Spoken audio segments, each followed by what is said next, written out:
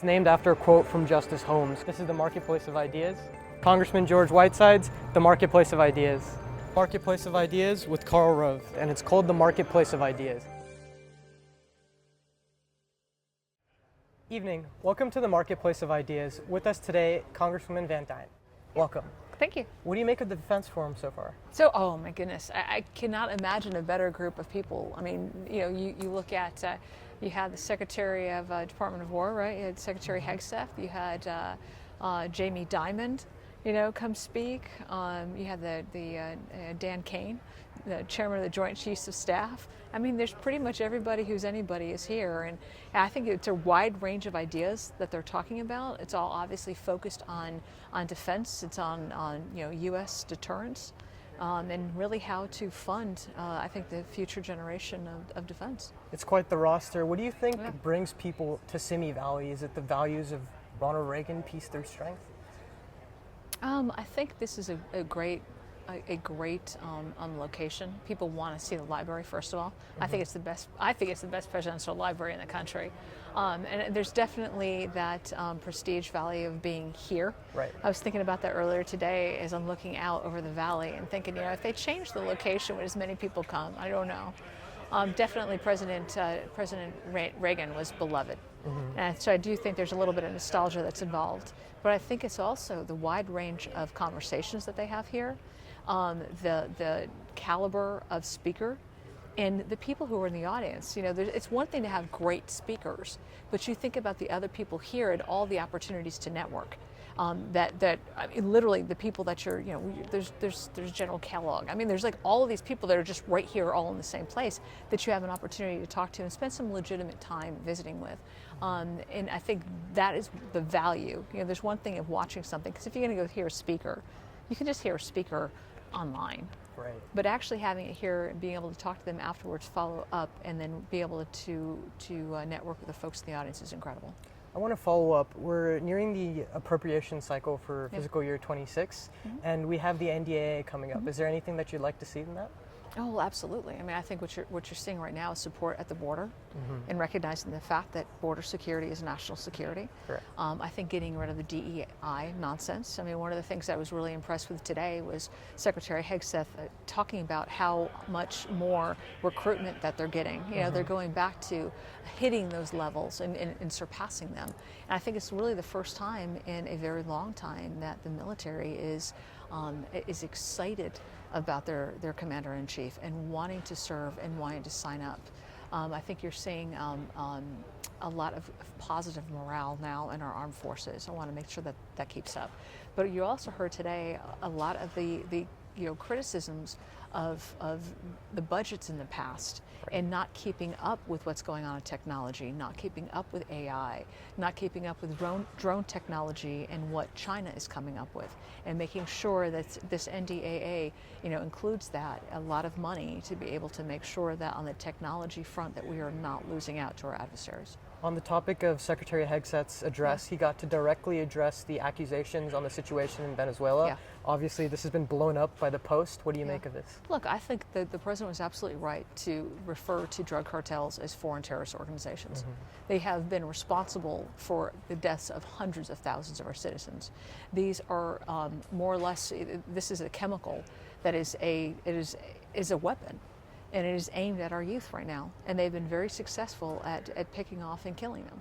And I think taking the war to them before those drugs ever enter our country is absolutely the way to go. It was something that I was supportive of back when we had our first Border Security Act back in the 118th Congress. I'm still supportive of it, and I think it's wild. You've seen the video of then Senator Biden talking about how we had to do exactly that. We were losing the war on drugs. We've got to go after them before they ever, enter our land space. And I am absolutely agreement with that. I never thought I would say I agree with Biden, but this is a Biden of 4 years, of previous years. I don't know where the Democrat Party is anymore. I mean, they seem to be defending criminals. Now they're defending drug cartels.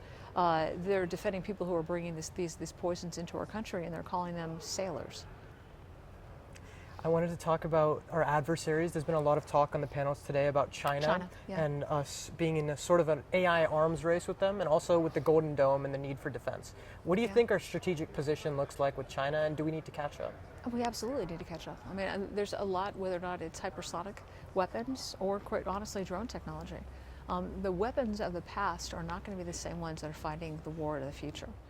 And a lot of that has to do, as was mentioned today by one of the many generals who spoke. He said that our enemy is not overseas somewhere; it's right overhead. It's the satellites, and we whether or not they're weather balloons, they're spy balloons that are able to really get our intelligence in live time. Those are things that are happening today, and we are going to be at the losing end of a war before we know it if we are not prepared. So I want to go back to the House, actually. Yes. Speaker Johnson obviously has a very slim majority. Yeah. We were talking to Ranking Member Smith earlier, and he said with the way things are going, he expects to become the chairman of the committee. What do you make of 26? Look, I think a lot of the positions that we're in right now, people are feeling it in their pocketbook. This is something that my first 2 years in office, when we were in the minority, when Biden was still president, that we felt. Explicitly. We're very expressive in the 4 years that Biden was in office to say your policies are terrible. Your policies are affecting why we saw some of the highest inflation ever.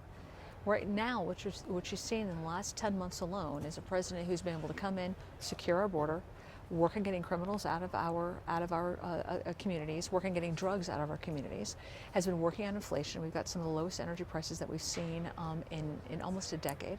At least since President Trump was in office. You're seeing them go after things like the necessities like eggs. You're seeing mortgage rates that are dropping. You're seeing rent that's been dropping for the last 4 straight months. Those are things that people are going to be reacting to, and they're going to be feeling in their pocketbooks. At the same time, we've also just passed one of the largest tax cuts in our nation's history. Something in there for everyone, whether or not it's people in hospitality that are going to have no tax on tips. You're seeing seniors that have got an increase in their tax cuts. You've seen folks in law enforcement with no tax on overtime. These are things that people will actually feel. Now, we just passed this bill a few months ago. It has not had enough chance to catch up, but beginning in January, you're going to see that. There was also a massive incentive to go after incentivizing businesses to be healthy again, to be able to hire more people. So, folks your age, my son is about your age, that are looking for jobs. They're going to be looking for jobs in the very near future. Those jobs will be available because we are focused on getting folks who are American-born citizens jobs, and high-paying jobs. And I think that's, when our economy is growing and people are getting well-paying jobs, inflation, as much as we're working to decrease, the inflationary results, people will feel that directly. And so while I appreciate Chairman Smith's optimism, I think he really does understand that Democrats got us into this pickle and that it's Republicans who are getting us out. On the topic of the midterms, there's been a lot of bipartisan appreciation of President Trump's efforts on the border to say. Yeah. We were speaking to the strategist Karl Rove earlier, who said that now that there's been such a major, now that there's been such a major success with the border, Republicans really have to focus on the economy and healthcare going into the midterms. What is your advice to the incoming class and for the 26 election? No, absolutely. I mean, that obviously is important. Well, people know what they feel, they see, right? You can sit here and tell somebody, oh, the economy's going well, and then when you're spending record rates at the gas pump, it's going to tell you a different story. So again, I think it's having those opportunities for folks who are graduating, that they're going to be able to get a job, you're going to be able to afford to buy a house, in the near future. You're going to be able to afford the rent. You're going to be able to afford to put gas in your car. All of those things count. I look at how much we spend. It's our biggest bill on health care. I would argue that the Unaffordable Care Act was the worst thing ever. And again, Republicans sounded the alarm back then.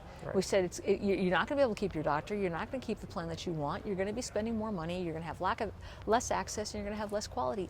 All of those things happened. And I think, again, Democrats are going to have to recognize the fact that it was an utter failure. So if you want to talk about how to be able to save money, you're going to have to go after health care, and they're going to have to work with us on that. On our concluding questions, what are we not talking about enough, in your opinion, in terms of defense and then in general? In defense, I think really it's the technology. It's the point of where AI is and making sure we have to be competitive. We have to be competitive, otherwise China's going to own us. And I think that's something that we don't talk enough about. I also think about the opportunities in the economy. And you can sit here and say what would have happened if we didn't pass that one big beautiful bill. People won't want to hear that. But the fact is that literally you had all these tax cuts that were getting ready to expire at the end of this year if we did not pass this massive bill that every single Democrat in the House voted against. We needed to have that kind of security for businesses to be able to invest. So I think there's problems that people see. I don't know that we spend enough time talking about the solutions. And that I'm a policy wonk. That's my focus. I really could care less about the politics of it. I just want to make sure that we're talking about, at the adults in the room, ways to be able to Speaking solve. about conversations on the solution, our series is called The Marketplace of Ideas. It's inspired by a quote from Justice Holmes, who said that the best way for ideas to prevail in the United States is a free market of ideas, where we can judge for ourselves. What's your message to the youth on that note? Yeah, keep talking. Don't refuse to be shut down. I think you saw so many people, and I used to interview folks, students for college scholarships, and I would hear, well, you can't really say anything. My teacher will give me a bad grade. I won't be able to join this. I won't be able to be on this. I won't be able to get a job. I'm going to get fired. No, if people are afraid to say what they feel, and sometimes it's common sense, but they feel shut down, it's going to only get worse. So when I was in college, I went to a very liberal college. I went to Cornell University. It was liberal then, it's more liberal now. But fight to have your voice heard. This is the one country in the world that this is part of this is the number one amendment, because they recognized how important voices were, and to have those marketplace of voices. So refuse to be shut down, and just know why you think what you think. And it's not just going to be because you read it online. Investigate, get multiple opinions, and then once you actually figure out why you have an opinion, don't shy away from it. I appreciate you having this conversation with us. The Congresswoman from Texas, Van Duyne, thank you for your time. Thank you very much. It's great to see you.